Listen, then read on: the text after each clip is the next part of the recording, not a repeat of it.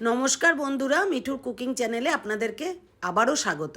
আজকে একটা veg pulao recipe নিয়ে চলে এসেছি। মানে হিউজ ভেজিটেবল দিয়ে করেছি আমি। তো আপনাদের কাছে যেরকম যেরকম ভেজিটেবল থাকবে সেরকম দিয়েই করবেন।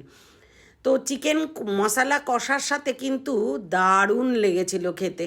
তো আপনাদের সাথে এই জন্য আমি শেয়ার করছি। বাটার দিয়েই করেছি, এর মধ্যে একটু তেল ইউজ করিনি। বাটার দিয়েছি প্রায় 100 গ্রাম মতন, পুরোটা 100 গ্রাম দিইনি।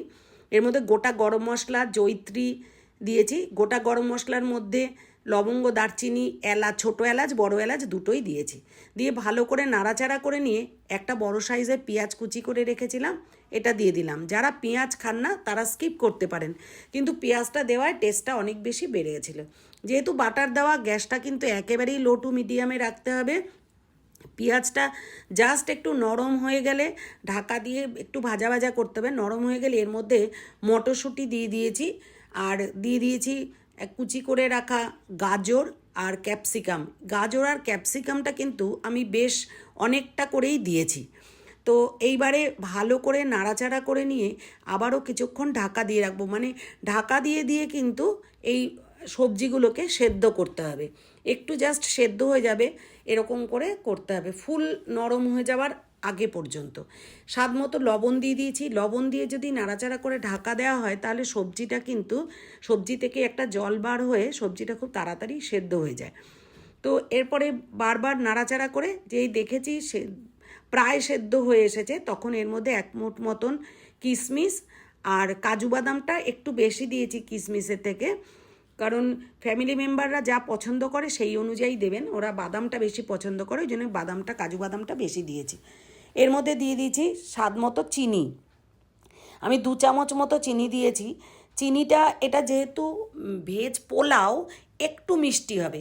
এরপর আমি ভাতটা, মানে গোবিন্দভোগ চালের ভাতটা 80% সেদ্ধ করে নামিয়ে দিয়ে ঠান্ডা করতে দিয়েছিলাম। তো সেই ভাতটা যখন ঠান্ডা হয়ে গেছে, এরপরে ওই মশলার সাথে ভালো করে মিশিয়ে নিচ্ছি। পুরো সেদ্ধ করা গোবিন্দভোগ চাল দিলে কিন্তু একদম ঘেটে যাবে, ওই জন্য 80% সেদ্ধ করে জলটাকে ঝরিয়ে নিয়ে ঠান্ডা করে রেখে দিতে হবে ভাতটা। তো আপনারা চাইলে মশলার সাথে চালগুলো নাড়াচাড়া করেও পরিমাণ মতন জল দিয়ে করতে পারেন, কিন্তু আমি এইভাবে করে করে দেখেছি, খেতে কিন্তু দুর্ধর্ষ হয়েছিল, একদম ঝুড়ো হয়েছিল। তো পুরো চালগুলোকে দিচ্ছি আর একটু নাড়াচাড়া করে নিয়েছি। নিয়ে এর মধ্যে আরও কিছুটা লবণ, চিনি আর একটু গোলমরিচের গুঁড়ো দিয়েছি উপর থেকে ছড়িয়ে।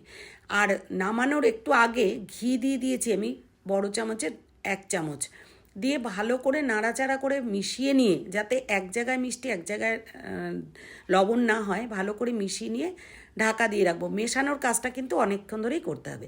আমার এই চ্যানেলটা যারা সাবস্ক্রাইব এখনও পর্যন্ত করেননি, ভালো যদি লেগে থাকে সাবস্ক্রাইব করে আমার পাশে থাকবেন, বেল আইকনটা প্রেস করে রাখবেন। তো দেখুন, এরপরে সার্ভ করলাম। চিকেন মশলা কারির সাথে সার্ভ করেছি, দুর্ধর্ষ খেতে হয়েছিল। ঠিক এমন করে রান্না করে খেয়ে দেখবেন, দারুণ লাগবে। আর কেমন লাগলো জানাতে আমাকে ভুলবেন না। আর কোথা থেকে আপনারা ভিডিওটা দেখছেন ওটাও জানাবেন।